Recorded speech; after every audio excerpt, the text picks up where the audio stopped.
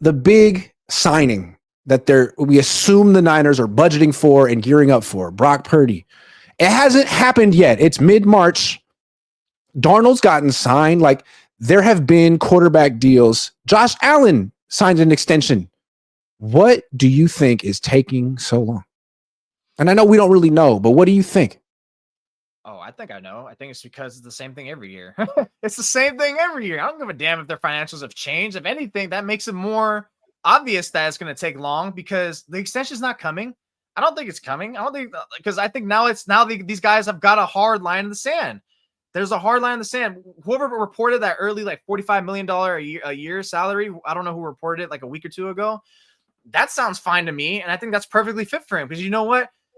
Tell Brock Purdy, short-term deal, 3 years. We'll guarantee 45 years for the next of it because that's all he is worth. He cannot enter far beyond like the $50 million annual range, which to me, it's like if you give him like a long-term deal, I don't want to see his guarantees like over 170 because that's like where Jared Goff and Jalen Hurts are at. And to me, it's like that's right where you're at. That's the tier of quarterback you're at, maybe just below them or right with them. So I would put that there. And I think for Purdy, if like say that initial offer was a 45 annual, then I think he's going to be like, nah, I want 55. I want close to that. Then it's like, all right, no, because we have drawn a line in the sand. This is not, you were under contract. You want to hold out? Cool. We got Mac Jones.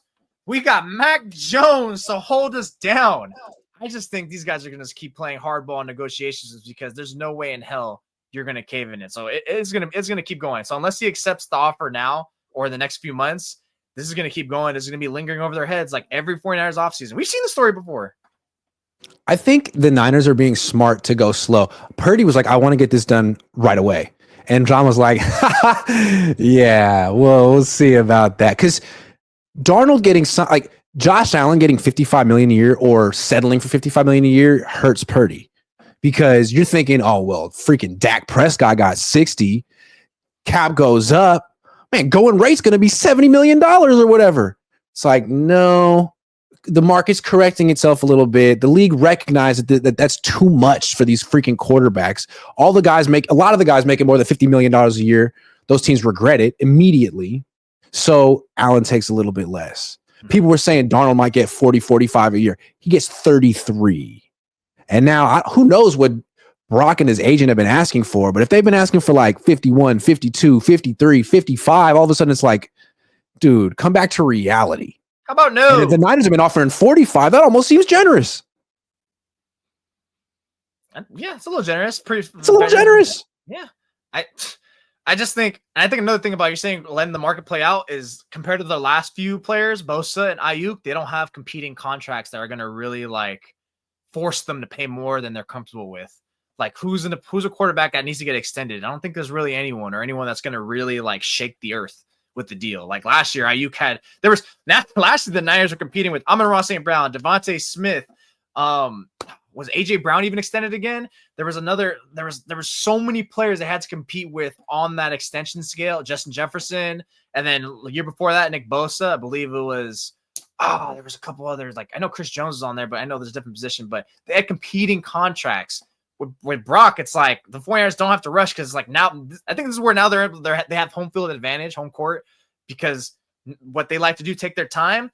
It's like, cool, we can take their time because nothing's going to really inflate his contract. It's going to make it more. So if we offer him 45, he has nothing to go to. Like, hey, look, Darnold got 50 because like we just said, Darnold got 33, 34, whatever. And then another player, there's no other player to trump and keep stacking, almost like stacking it like a Lego tower. It's like, nope, nothing's going to trump this one. This offer is going to be fair.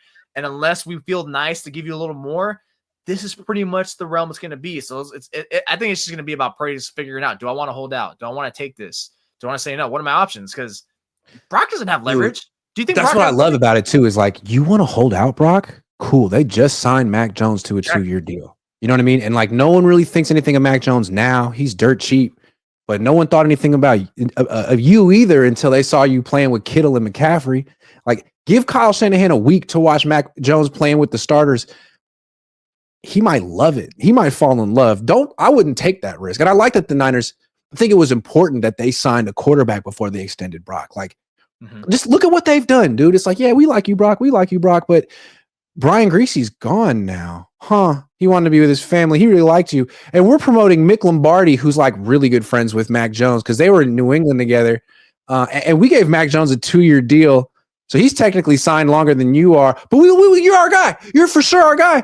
If you work with us and sign a team-friendly deal, because if you don't, dude, we will freaking replace you, man. Test us. Test us right now. I like it. I like it. Because I like Brock, but you don't just get $60 million a year because other teams have made bad decisions. You don't just get that. Especially coming off the worst season of your career. That's the whole thing. It's like, and I've seen like people say like, oh yeah, like they're going to have to. I'm like, why? Why do they have to? No, you don't. Like, this is the thing that pisses me off about like all these teams are like, why are you giving like all these mid quarterbacks overpaid deals? Like, well, it's better to have a decent quarterback than no quarterback. Like, is it? Is it really? Because we've seen the 49ers be capable with mid quarterbacks who are getting paid mid money and they still succeed. Jimmy Garoppolo, like we've seen it's literally quarterback proof where it's like we don't have to overspend.